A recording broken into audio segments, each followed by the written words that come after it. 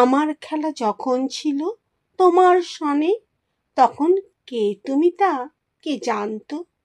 তখন ছিল না ভয়, ছিল না লাজ মনে, জীবন বয়ে যেত অশান্ত।